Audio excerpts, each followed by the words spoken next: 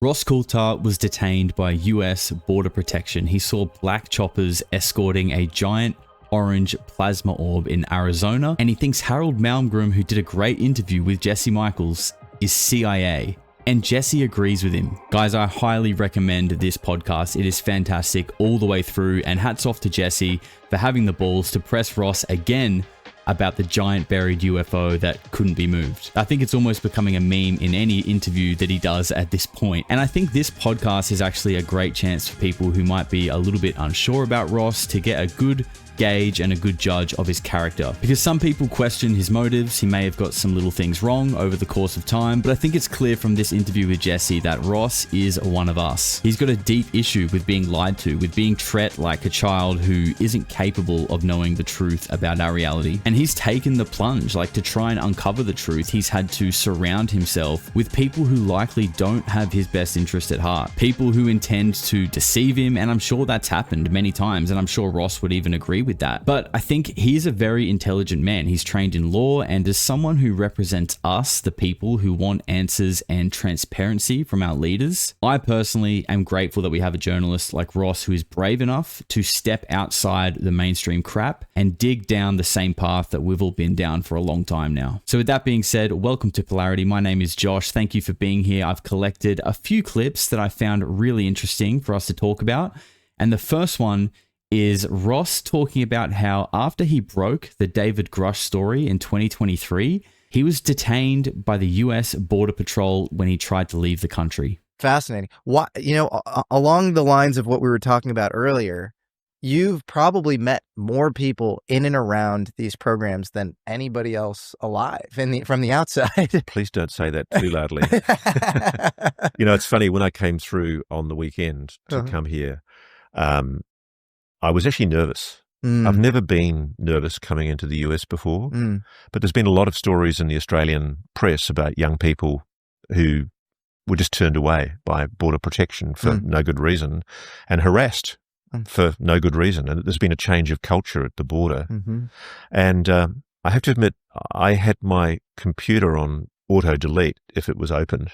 Yeah. When I came through customs. Wow. And I was ready to go live on national television if I was detained by Border Protection. Wow. Which actually happened to me after I did the Grusch story. Really? Yeah. After I did the Grusch story, I was detained and held by CBP. Oh my God. And a mutual friend of ours made some inquiries and confirmed that there'd been some kind of a flag put on my file. Unbelievable. And unfortunately, it was so high level, they couldn't access it. But basically, somebody, I suspect from the agency, had flagged, we want to know when Coulthart comes through next, and let's cause him some mischief. And I have to admit, we have a euphemism in Australia, tearing somebody a new asshole. I just wasn't going to put up with it. And I summoned my anger and basically yelled at Border Protection and said, I strongly advise that you get on the phone, whoever it is that's flagged me, contact them now or tell them I will be going live on television in about 10 minutes to talk about the fact that I'm being illegally held. I have a valid visa. You have no good reason to hold me. If you want to fight, you can have one. And I was let out. Now, my first question from that clip is, how do you turn your computer off of auto deleting when you open it? I mean, if you open it and it auto deletes, how do you fix that? I don't know. Someone in the comments, let me know about that, because I've never heard about that. And, hopefully you don't forget that you set your computer like that when you go to open it. But what's interesting is Grusch has always been the whistleblower that seemed to really get real ramifications on himself personally. And I think that's why we never really saw him doing the podcast circuit after he came out with his testimony, because I think what he said was truly a problem for the legacy program and the deep state. Like Matthew Brown said in his interview with Jeremy Corbell, even saying David Grusch's name was instant dismissal. Like, you couldn't even talk about that guy. That's the kind of waves that he made in those areas. And later on in the interview, Ross actually touches on that and he gets a little heated. He talks about how David Grusch literally gave names and addresses for where these people in Congress and these people who are supposedly trying to get to the bottom of this stuff could go and find actual retrieved alien craft, and nothing has been done about it. I actually had an argument earlier on today, actually. Well, not an argument, but a free and frank exchange of views with a lawyer who's been liaising with Congress. And they were having a bit of go at me because I'd talked about how I'm talking to legacy program whistleblowers who want to come forward, but they're wary of coming forward. And they took a swipe at me and basically said, we've got all these protections in Congress. You should bring them in and encourage them to come in. And I said, well, hang on a bloody moment.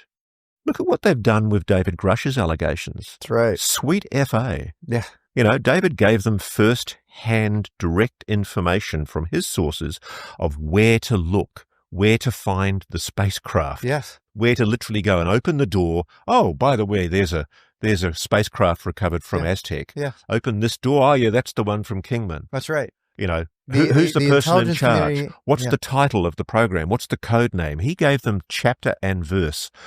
How many subpoenas have been issued, Senate Select Committee for Intelligence, for any of that information? Nada. So crazy. Fucking nada. And so I don't think Congress is doing its job. And frankly, I do get the impression that congressional staffers are captive to the defense establishment. Yeah. I mean, that feels right. I mean, the last time around, the UAPDA was killed by Mike Turner, where, like, you know, his largest donors were all defense. No, but I mean, it's funny because, I mean, a lot of the work is done in this preliminary investigation of allegations made by people like David Grusch, by people like Lou Elizondo, people like Jake Barber, when they've gone in and given evidence in camera, in skiffs, as they all have done to the Congress, the people that have been sitting there have been staffers. Yep. And they're good people. They're well-intentioned, good people. But one of the things Jake Barber told me when he was giving his direct evidence of the legacy program, first-person evidence. I mean, people say, where's the evidence? Yeah. The first-person evidence of Jake Barber was given to the Senate Select Committee for Intelligence. Yes. And one of the staffers on that committee was concerned for his own safety and asked Jake, are you able to help me get security because somebody from the Defense Department is ordering helicopters to fly across and over my home. They're harassing my home. And that's the kind of thing that the Defense Department was doing. They were buzzing a guy with Black Hawk helicopters just hovering over his home as an act of intimidation.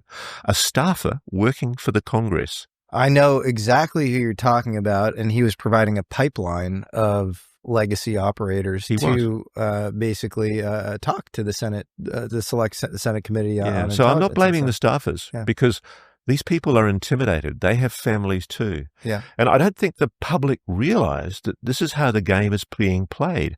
You've got a vast national security state, and it is truly a deep state protecting itself, its self-interest, misusing the resources of the state, your money, your taxpayer dollars, to essentially bully and intimidate, and in some cases murder people. Yeah. And that's where I sort of go, there are so many times when I sit back in this story and I go, hell's bells. This is like a thriller. It's like a John Grisham thriller. Truly. But it's true. Yes. And it's being ignored by the premier national security reporters of the land. I mean, any sane, rational editor who has an ounce of journalistic respect for himself and his bones would deploy staff to at least go and check out the basic allegations. See if the 170-odd Q-cleared, people seeing UFOs around our most sensitive sites, shutting them down in certain cases, might be somewhat credible. Like maybe check that out. Yeah, it's crazy.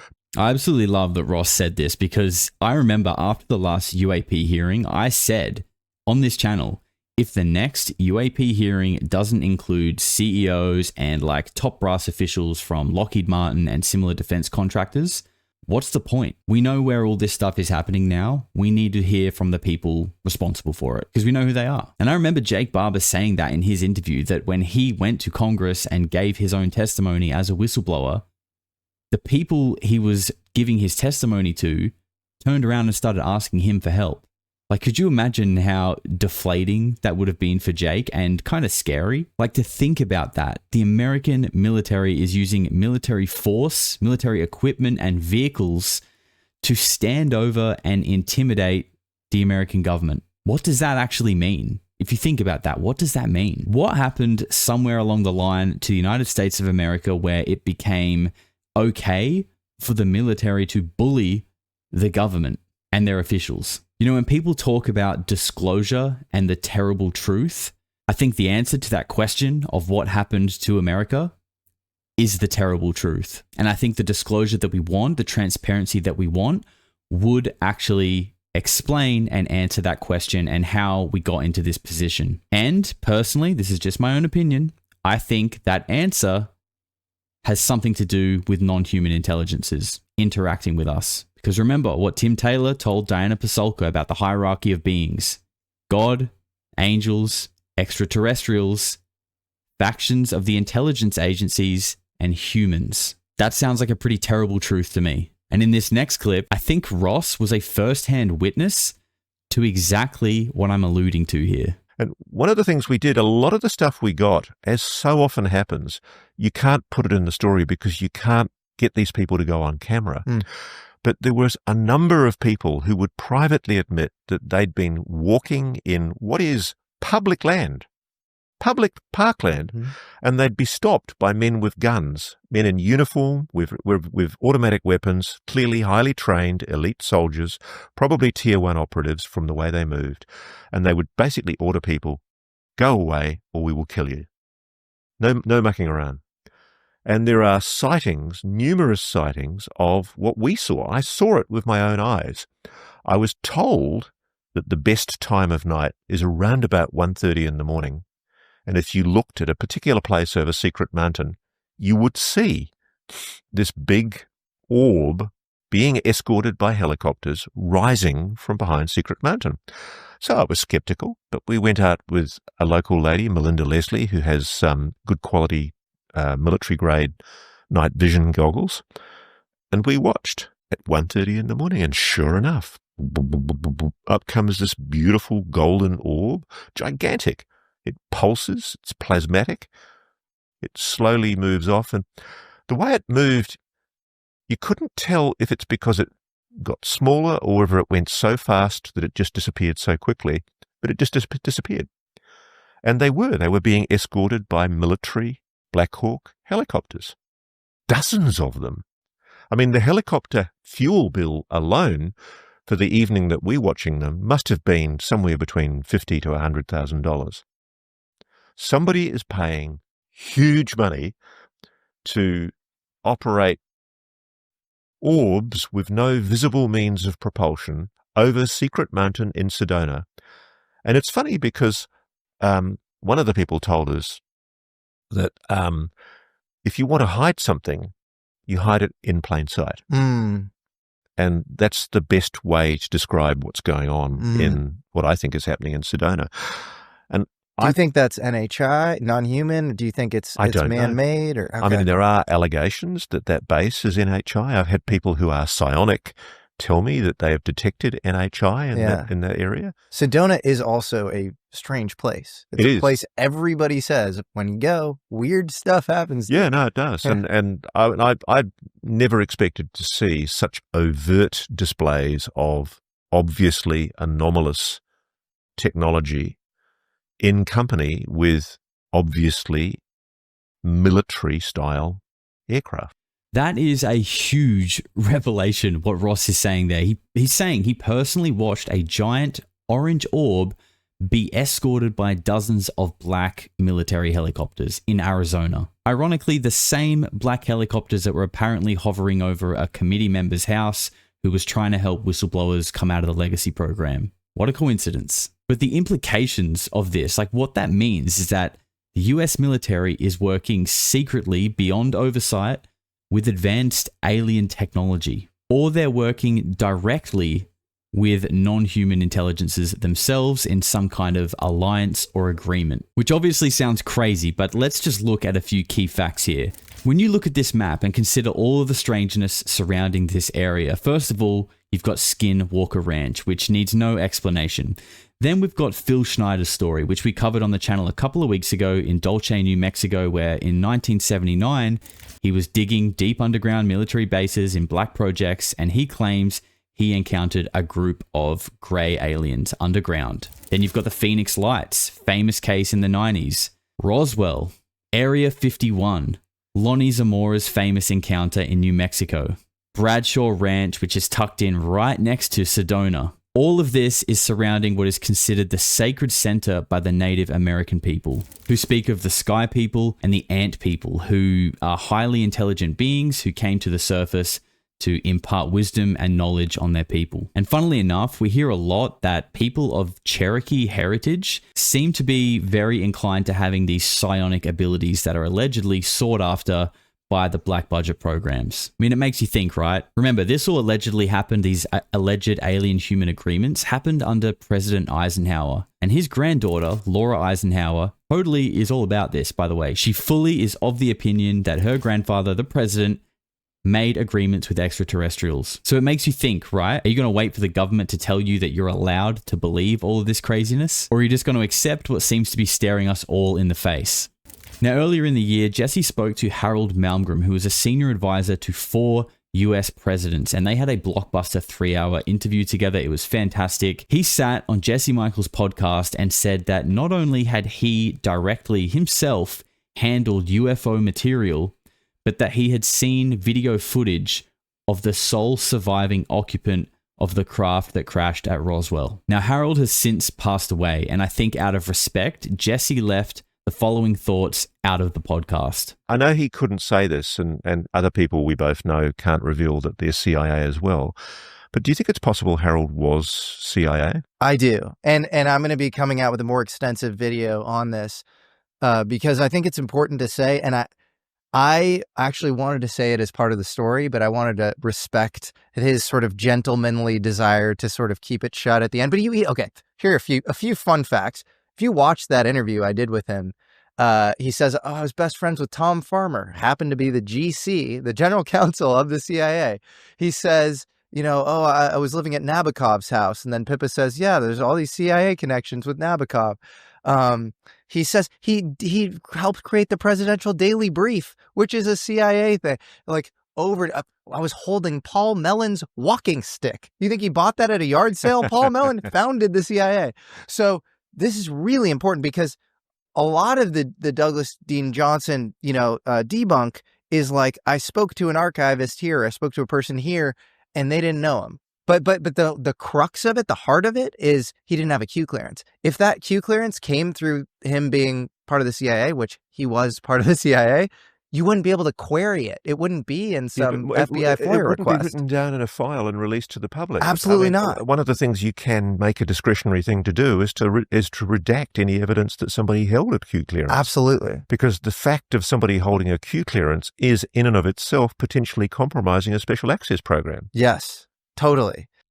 The plot thickens, right? What does that mean? If Harold Malmgren was CIA and went to his grave without revealing it after doing a massive 3-hour interview revealing a lot of things shortly before he passed away, do we have to reconsider all the things that he said now? Does it mean it's all bullshit? It's a tough one. I don't necessarily think we need to just throw it all in the bin, but the unfortunate reality of it means that if he was CIA, and Jesse and Ross both seem to think he was, I think we need to take everything with a large grain of salt, because the agency seems to be the mastermind behind this near century-long cover-up. At least they are the most public-facing entity that we can identify. And as I always say, until there is accountability taken, until there is explanations as to why this was all covered up for so long, why there has been a sudden change of heart to slowly drip feed vague bits of information into the public, we really just can't trust them. Why would you?